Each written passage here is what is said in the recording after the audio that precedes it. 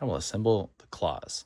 So they are sided, so you can see where the arms will go in, and these are the zip tie features. So those need to be at the bottom because those will be our ground scraping forks. We definitely want those to be down. So start with my right claw, and the arms are symmetrical, but we print them so that one side will be smooth on the right and on the left.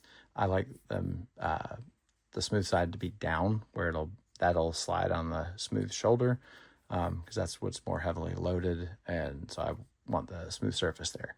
So you'll notice that there's a retention feature, and then in here is a flex beam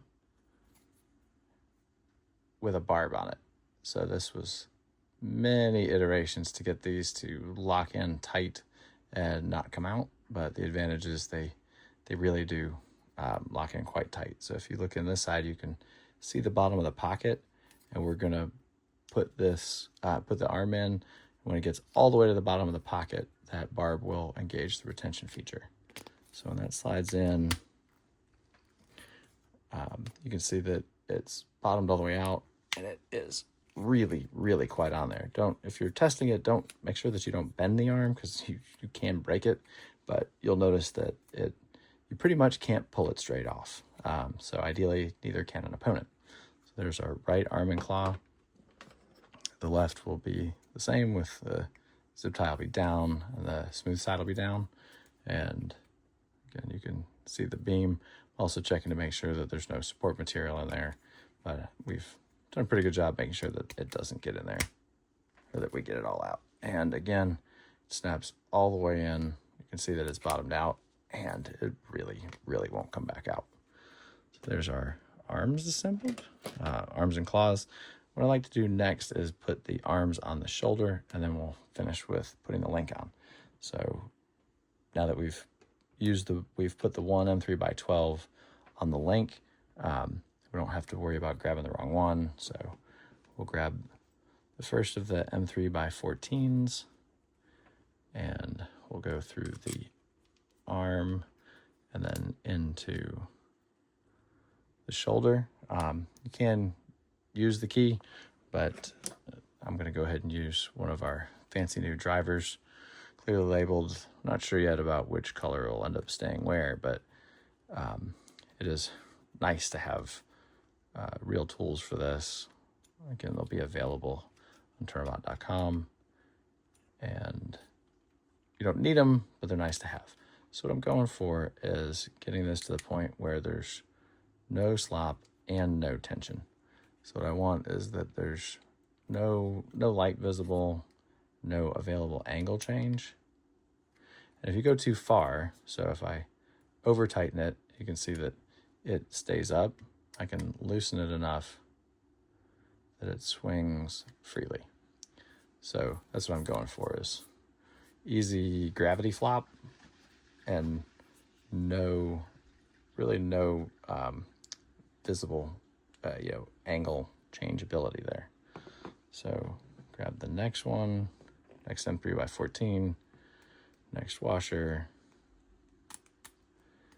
and the left arm. Put the hardware through there. I can line it up. Use the driver, run this on in,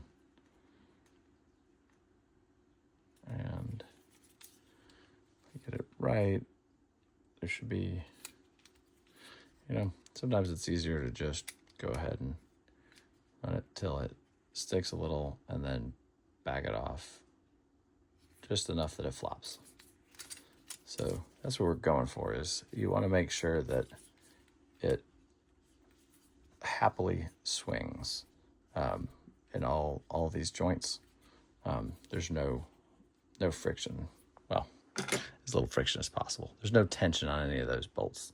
So the next two are going to go into their washers, then through the slider. Now, another thing you can do is, this is the more loaded side, so that we print that so that stays smooth.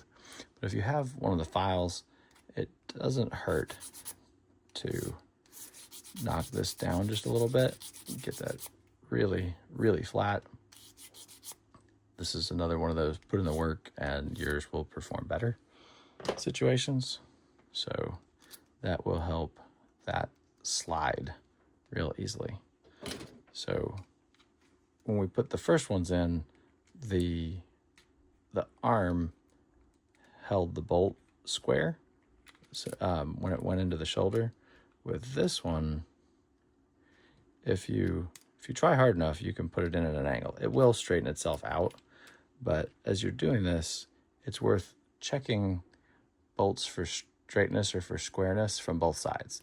So, when you're putting it in this way, you can make sure that it's perpendicular to what you're putting it into, but also glance at it, from 90 degrees to the way you were first looking to make sure that it's square in both directions. So we'll go ahead and run these in.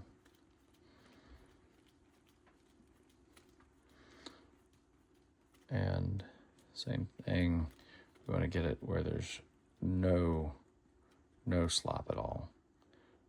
And if you get it to where it's tight enough, then crack it just enough so that it slides really, really freely. So there's that one. And then final M3x14,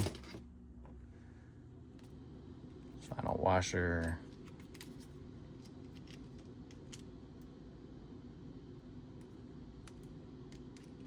Obviously that's crooked, so we'll reset it. I'll check it in both angles.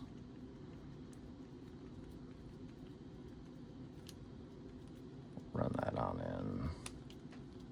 If you end up doing this with an electric, go slow, not more than 1 revolution a second, because even if you don't bottom out, just the heat from turning the screw too fast can melt the plastic.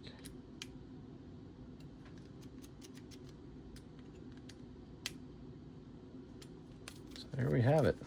It is fully floppy. All of the joints slide really nice and easily, and that's what we're going for.